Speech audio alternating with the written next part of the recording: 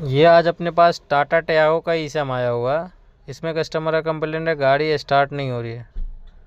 और ये देख सकते हैं किसी टेक्नीशियन भाई के पास से ही आया हुआ मेरे पास। ये IC भी 40049 वाले डाल रखे हैं और ये CPU भी चेंज हो रखा।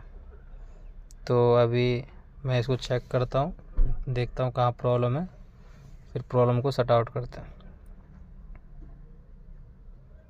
तो ये अभी देख सकते हैं, ये मैं चेक कर रहा हूँ। तो ये दोनों, ये PF जो है ना, ये तीनों, ये PF पे शॉर्टिंग आ रहा है। ये देख सकते हो शॉर्टिंग बता रहा है ये PF पे। तो पहले ये मॉसफेट निकाल के चेक करेंगे, देखेंगे कि मॉसफेट तो शॉर्ट नहीं है, फिर शॉर्टिंग चेक करेंगे कि ख़त्म होती है नहीं। तो अभी देख सकते हैं ये अभी मॉसफेट मैं निकाल रहा हूँ, तो फिर मॉसफेट निकाल के आपको शॉर्टिंग चेक करवाता हूँ, शॉर्टिंग है या चलेगा शॉर्टिंग। तो ये देख सकते हैं मॉसफेट निकाल लिए और चेक कर रहे हैं।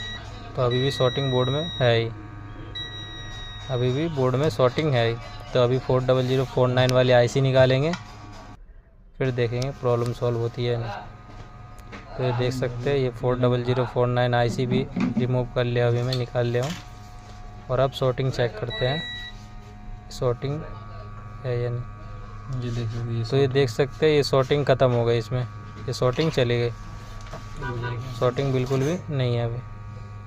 तो ये 40049 वाली IC दूसरी डालेंगे। ये देख सकते हैं अभी लगा रही है PF पे, तो शॉर्टिंग नहीं बता रहा बिल्कुल भी।